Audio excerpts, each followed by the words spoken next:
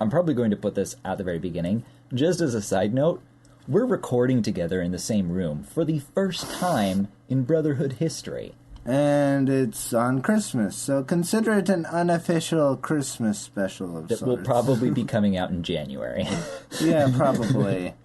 Okay. Merry Christmas.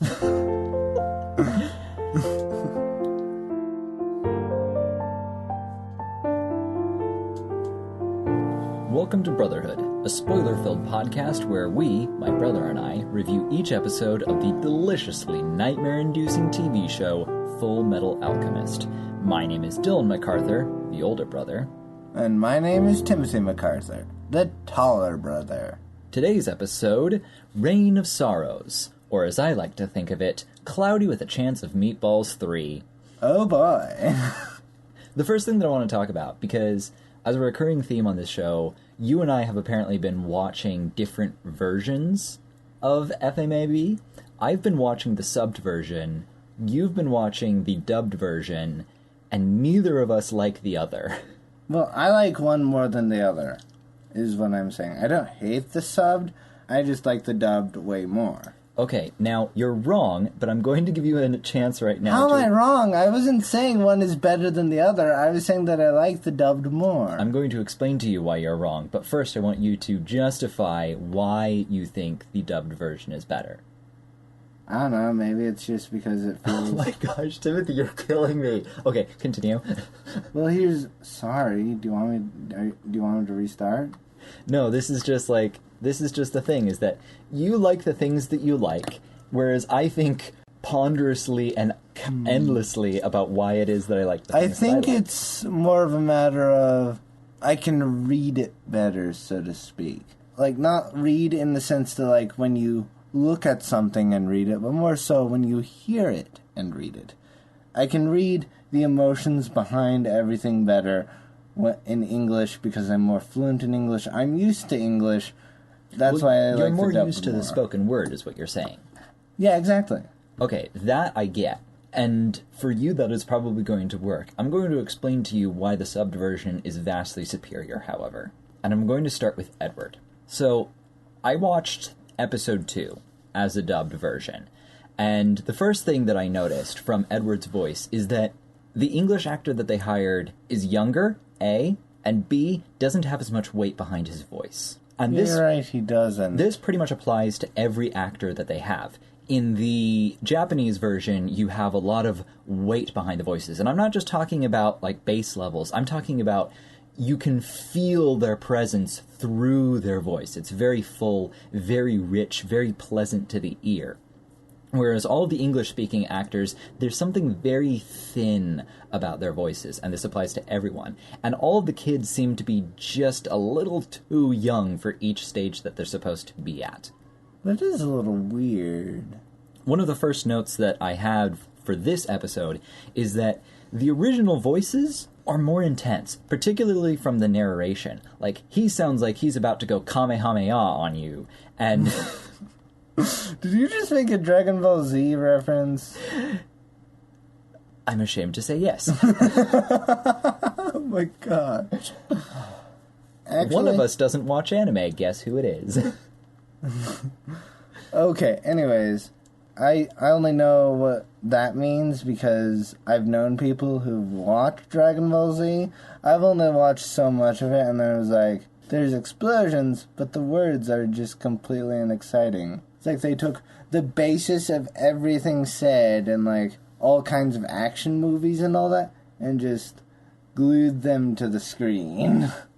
The next point that I want to make about the subbed version, and why I think it's better, is the language that they use. We've talked on this show in previous times that the subtitles aren't always the best, but on the whole, I think that they are better than the translations that are used for the dubbed version, because you can tell the characters apart.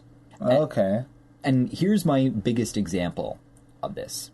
Kids in anime, particularly not always in the subtitles, but in the voiceover translate, in the dubbed versions, they use the word damn a lot. Like, an unusual amount for a kid.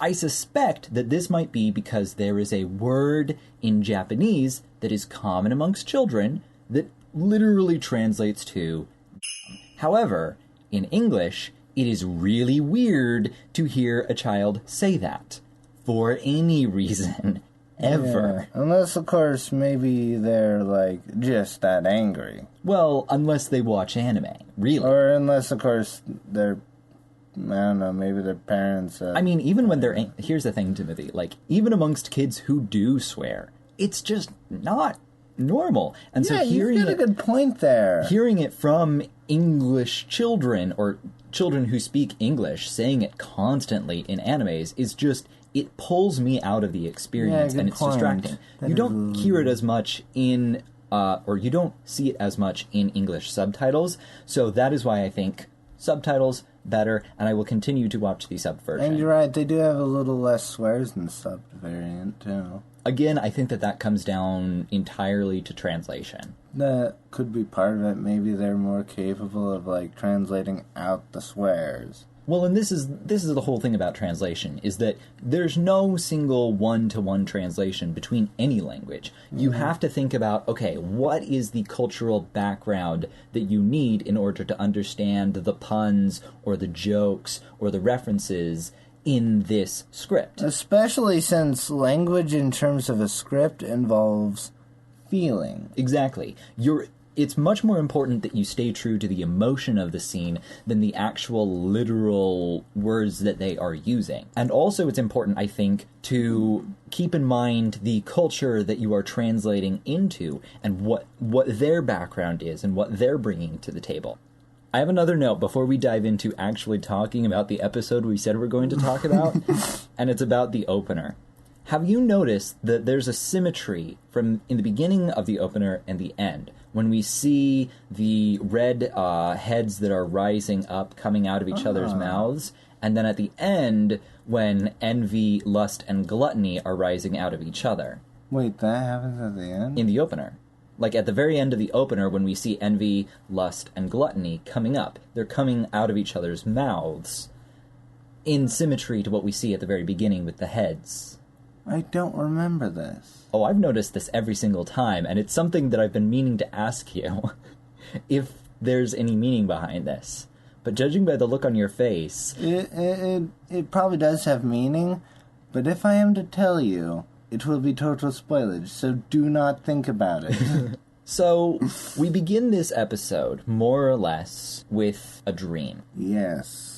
And a very well put together dream, I might add. Yeah. The note that I have regarding this is that dreams are this perfect medium for film because they compress both time and space for juxtaposition. So we begin with this moment where he's talking to his mom and he's showing off this thing that he made with alchemy. And she's like, "Oh, Edward, you're so talented. I'm so proud of you." And suddenly she drops the tomatoes that she's holding and the tomatoes turn into blood and she's that hideous creature that we saw in episode 2. And it's like, "Oh, why did you do this to me, Edward? You're so terrible for using alchemy." And then he turns away and he's like, "Oh, I can't see this." And we see we see Nina and Alexander, and they morph together, and they say their whole thing about how alchemy is terrible, and you're just like, dang it. They don't say that, but you get the sense that, that's the message That's of the the dream. subtext of this dream, yeah. And they actually, I think, don't they say something like, when they morph into that dog chimera? Yeah. They say something like, "wanna play," or something like that? Like something more of a kid would say? I mean, yeah. What I love about this scene is that you could convey the feelings that Edward is having right now through dialogue, through exposition. He could turn to the camera and say, "I'm feeling sad because alchemy is supposed to be this thing that creates life, but all that it seems to do is destroy everything that I thought was good and pure in this world." But it wouldn't be nearly as engaging or nearly as cinematic as this dream sequence where time and space shift to tell the story visually. And then even after that, they only tell the story visually. I mean, Edward doesn't say anything after the dream. He just kind of curls up into a ball. He does later on in the episode deliver some more musings about how he's feeling, but again, it's subtext because he's delivering... right after the dream. Right, but later on during the episode, when he's when he's in the rain and he's contemplating alchemy, he's delivering exposition not about how he feels, but about the way that alchemy works. Now, the subtext of that scene is still his conflicted feelings about alchemy as a whole, but it is an exposition sequence that is serving two functions, to tell us how alchemy works and how he feels. And I love that. It's a very well put together character arc for him. And I really like, I just really love how they have the rain setting. I mean, Yes. if they were to show that the rain's starting, that would be kind of lame, but you never really see when it starts. You don't need to see it starting. All that you need to know is that it's raining right now. Yep. And this is a common thing that you'll hear a lot in film school textbooks. I know because I went to film school, that you begin a scene with the wide shot showing the scene and introducing the scene. The scene. But Full Metal Alchemist almost never does that. It almost always begins the scene in media res, or in the middle of the action. Which isn't a bad idea for Full Metal Alchemist. It does it pretty well. It's a very modern idea, because it used to be that it was common knowledge that everyone accepted that you start the scene before it begins. But over time, it has come to the point that it is more commonly accepted that, the professional thing is to start in the middle of the action so that the audience has a brief moment to figure out what's going on, but quickly get right into things, to keep the pace up and to keep things moving fast. Which can work a lot better depending on what kind of film you're making. I mean, certainly there are times when you want to introduce the scene for the sake of pacing, but I think especially in an episode that is only like 20 minutes long? 25. 20, okay. 25. Yeah, that extra 5 minutes makes a huge difference. It's not really 25. It's usually like 24 plus a few seconds or whatever, but I'm rounding. My next note has to do with when we return to the Jared Leto fans, as I like to call them. They worship, I don't know, some Leto, something. I don't know. Every time I hear it, I can't help but think, oh, they must be excited for Suicide Squad 2. We all are. We all are. No wonder they're so violent. Exactly. And really, I think this is the only way to watch the scenes with Letoism and not just roll your eyes if you think that they are actually worshipping Jared Leto, because otherwise, it's just dumb. Yeah, it is kind of dumb. It's like, there are heathens? Oh no! There are believers? Oh no! And then they kill each other over it, and it's disturbing, but it's also dumb. And yeah, that was a point where I kind of disconnected. Like, I was like, they could have done this a lot better. Where are my shades of gray? Sorry, never mind. Nope. Scratch that. We're done with that. Moving on. Don't just edit that out. Just edit that out. Not don't edit that out. Just edit it out completely. Don't include that. I'm going to include it, but simply because I think that it's important to acknowledge right here that there are gradations between faith and unbelief. And I hate it when any story refuses to acknowledge the shades of gray between absolute devotion and absolute disregard. Yeah, there are shades. I mean, not everyone is the same in terms of their devotion to a faith, whether that faith be in anything, really. And I'm not saying that you can't have extremes. It's fine to have extremes, but the problem that I have is that this story is painting those extremes as normal. And they're not normal. Very, very few people feel strongly one way or the other. And the fact that you have an entire city, and in fact, they say entire cities plural because they've done this in other cities, that feel this strongly 100%. I feel so emotional. It's like, that pulls me out of the story a little bit. Yeah, but we do have this nice little fake out where we see the priest again, and you're wondering, oh, how did they bring him back from the dead? This is interesting. And then there's the real reveal that, oh, no, actually, it's a new character who is a shapeshifter, which I thought was a clever little fake out. Yeah, that was a cool idea. But then one of the people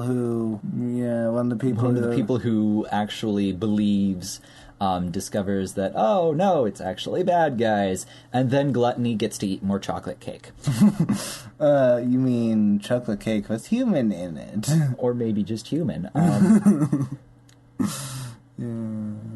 You don't exactly get to see the human being eaten, though, which I'm completely fine with. That'd be gross. It's like, oh no, we get to miss out on blood and gore. Such a shame.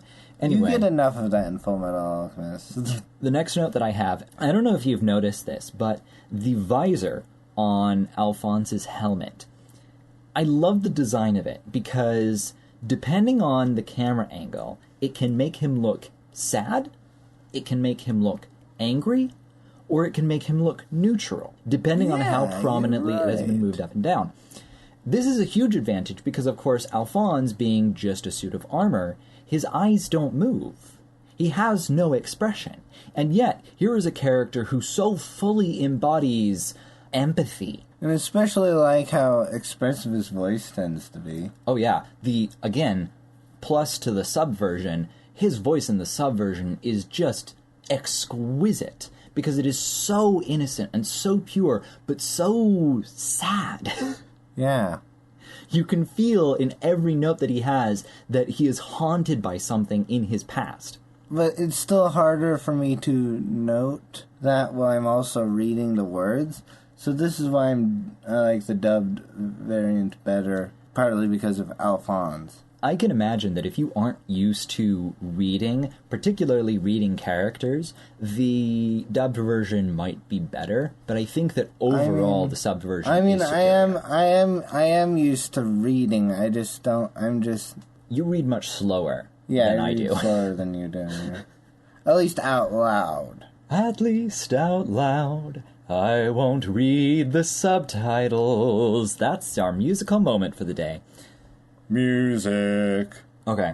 After the rain scene, when we see Edward and Alphonse doing their musings and talking, they're delivering exposition while also delivering subtext about the way that they feel. And then suddenly Scar appears. Oh boy. I'm so glad that Scar doesn't talk a lot in this episode. Yeah, he doesn't. I mean, we already had to see like two mouthy villains. I'm just glad for the most part he doesn't talk at all. He's a man of action, not a man of words, and I appreciate that. Even if he is trying to kill our beloved characters. I love the fact that he's a man of few words, even if he is trying to kill the characters, because we need more villains like that in this show, because so far we've gotten, like, villains who talk a lot. Near the end of our confrontation between Scar, Edward, and Alphonse, Edward and Alphonse are literally on their last leg, and Edward begs to Scar, "If I die, do you promise not to kill my brother?" And Scar says, "Yeah, sure, I promise." Is Scar the kind of person to keep that promise? I believe he would. He's kind of... I mean, I feel like kind of, despite being a murderer, he does have an honor code. He might have twisted morals, but he does have morals. And that was another thing that I appreciated about him, is that his moral code may be devious, but it isn't 100% evil. It just happens to be in conflict with our main characters. Yeah. And that is a rare quality in antagonists, that they aren't 100% evil, but their goals happen to be so in conflict with the goals of the main characters that there is no other option but for them to face off. Yeah. And I also like how his alchemy just kind of destroys. It doesn't build like the others do. Another lovely bit of exposition that is also delivering other things at the same time. It's just great because he just... Most alchemy in the show, you know, it rearranges everything, but his kind of rearranges only somewhat. It stops at some point, and therefore that's why it just destroys everything, because everything just falls apart. And I love the way that they give this to us, because it's delivered for the characters under the guise of they're trying to figure out how to defeat him. And so they're running through all of these calculations of, okay, this is the way that he works, and here's maybe where his weak points are. You hear the naked dude, who's not actually naked, he just has his shirt off. Who is he? Yeah, Armstrong. Yeah. Thank goodness he wasn't actually naked. That would be terrifying. Yeah. Dr. Manhattan featuring in. So, Armstrong Manhattan is verbally thinking through every attack that he's going to make and everything that he notices about this character. And so that's how it's relevant for him. But it's relevant for us because we don't really know at this point in the story how alchemy works. We understand the law of equivalent exchange, which is a huge part of this show. We're starting to get a bit more of the intricacies of it without it being delivered as, oh, by the way, did you know? It's all relevant to the action. Yeah, it's just kind of, it's thrown in there, this information, but it doesn't feel like, hey, look, an info dump. It doesn't feel like that. I love when writing does that, because you need it, especially when you're world building, because you have magic, and you need to establish what magic can and can't do before you do anything particularly over the top. Well, it isn't called magic, but it might as well be, you know? It is functionally magic by a different name. They call it science, but it's actually magic.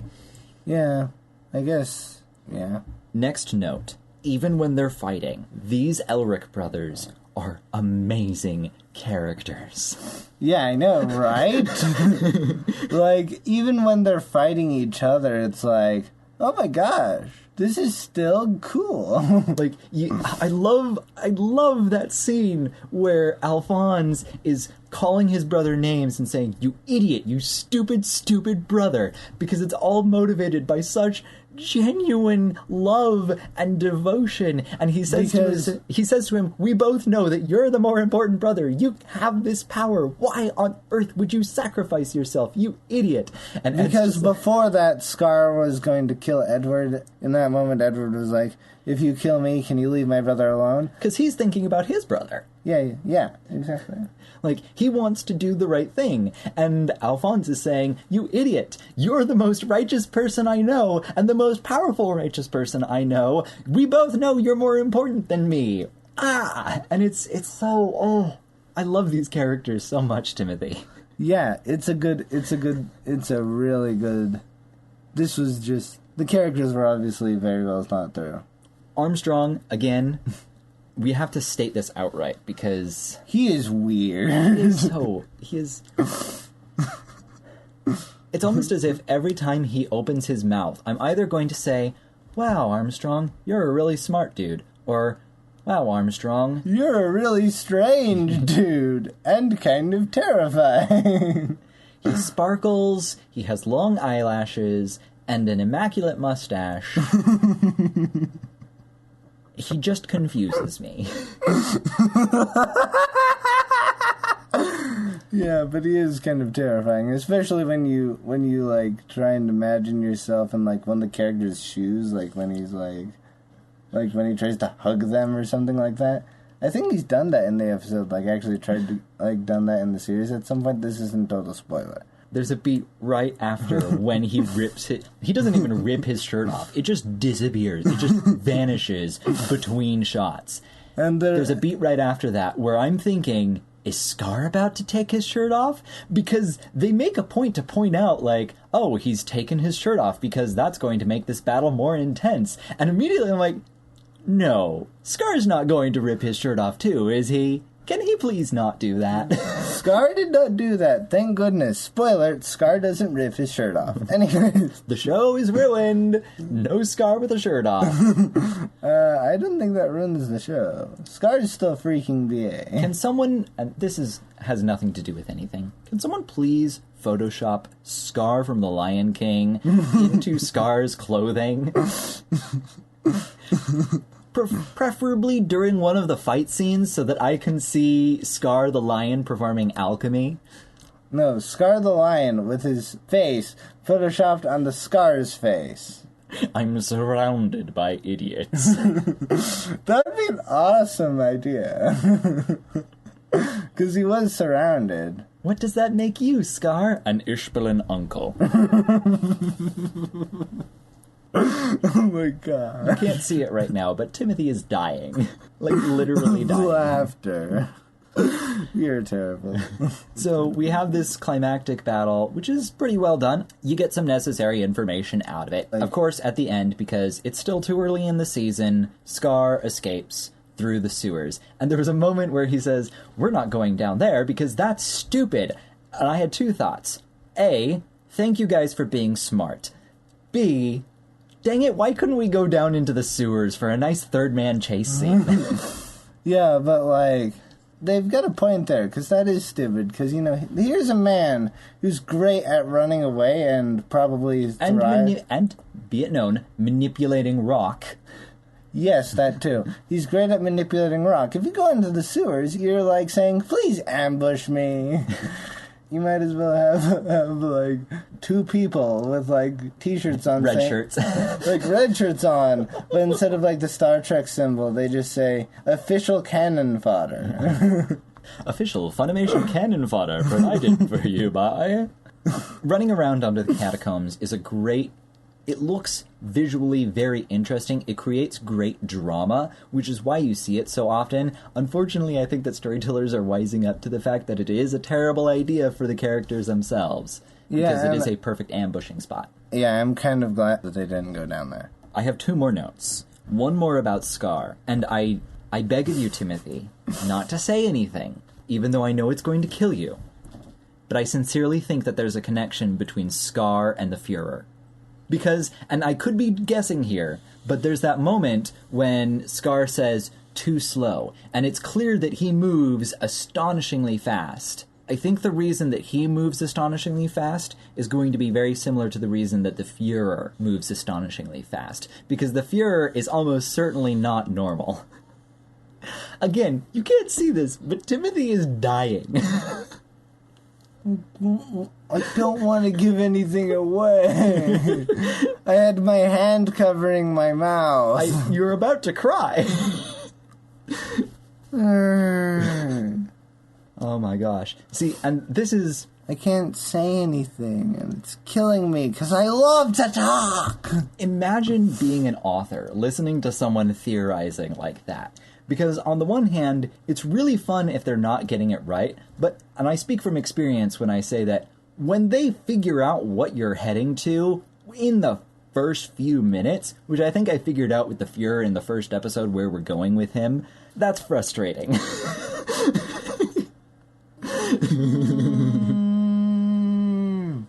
It's okay, Timothy. I don't want to say anything. My hand was on my mouth again. Okay, my next note, before I kill Timothy. Yes, by saying stuff that I do not want to spoil, and therefore... Before he erupts like a Hoover Dam of spoilers. Winry. She's a mechanic now. Yeah. That was a lovely little, the last time we saw Winry, she was saying, like, I'm going to make something of myself. I'm going to do what I can to take care of the people I love. And you think, maybe she's going to go into the military. Maybe that's going to happen. But instead, she's become like this techie girl. Which I think is a pretty good idea. Girls in tech, always a big thumbs up.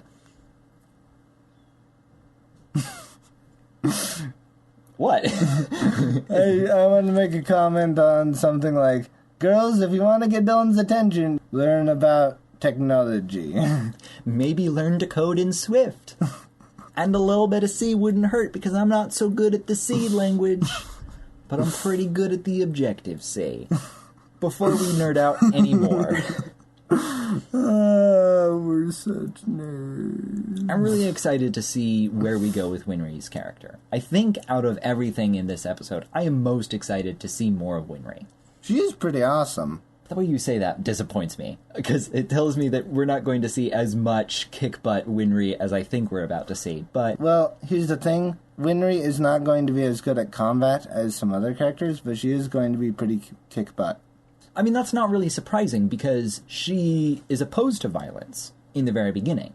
So maybe it would be too much of a jump in her character to be like, actually, I am the greatest fighter in all of the female world. Because she definitely is not going to be. There are definitely going to be better fighters than her. Do you have any other notes that you want to make about this episode, Tim? I really like the goggles that Winry wore. Those are pretty cool. Yeah, very steampunk. Yeah, very steampunk. But not too steampunk, mind you. Steampunk enough that you can be like, yeah, it exists in this universe, which itself is a little bit steampunk. But it's not, like, too beyond the realm of the show. It's not campy steampunk. Which is good. It's just, it's just... It's enough to be like, hey, we're influenced by the period from the late 1800s to about 1940s. And that's about it. Yeah. I don't know if I'd buy them or not, but I'd want to. And that's all that matters. That was our Christmas special. Yep. How'd you feel about our Christmas special, Tim? It's okay. I mean, I'm glad that we didn't make it a Christmas thing. Like, we didn't make that a theme. Because if we did... Little jingle bells jingling in the background. We could include those as, like, censorship stuff. Every time Timothy curses, we put a little jingle! Or, like, when you cursed. Well, okay, here's the deal, Tim. Okay. That was to give the example. But... Because I know that if that is one of those words that is, it could go either way as a swear word or not. For me, I feel like it depends on the way that it's used. Yeah, like, depending on the way you spell it and the way you say it, you could be saying, oh, something that holds back water from destroying a village. Or you could be talking about, or you could be using it as an exclamation you say when you stub your toe. Or you could be talking about what happens when you go to hell. But yeah, basically. I don't think that any of that is relevant to this conversation. Because we're not talking about, oh, it's so terrible that there's swearing in this world. No. We're talking about how strange it is to hear what is fairly commonly considered a swear being spoken by characters who, in English culture, just don't say that word ever. Yeah. Regardless if it's a swear or not. And if they do say it, it's not very often at all. Right, and it's usually because they're really nerdy and they watch anime. Or it's because they're just... really nerdy. Well, either that or... It is not the worst four-letter word, let me tell you. It is a slightly more sophisticated... It feels slightly more sophisticated, I will say that. It feels like a word that you would hear from somebody with a slightly larger vocabulary. Again, why it's really weird to hear it from children, but I suspect that is entirely a matter of translation. It is a sophisticated swear, I guess we could call it. That is totally going to be the title of this episode. A sophisticated swear. Reign of Sorrows, a sophisticated swear. Okay, we'll do that instead of a Cloudy with a Chance of Meatballs 3. Oh, gosh. This is terrible. R.A.P. Cloudy with a Chance of Meatballs 3. If you're still listening to this, goodbye. We're so sorry.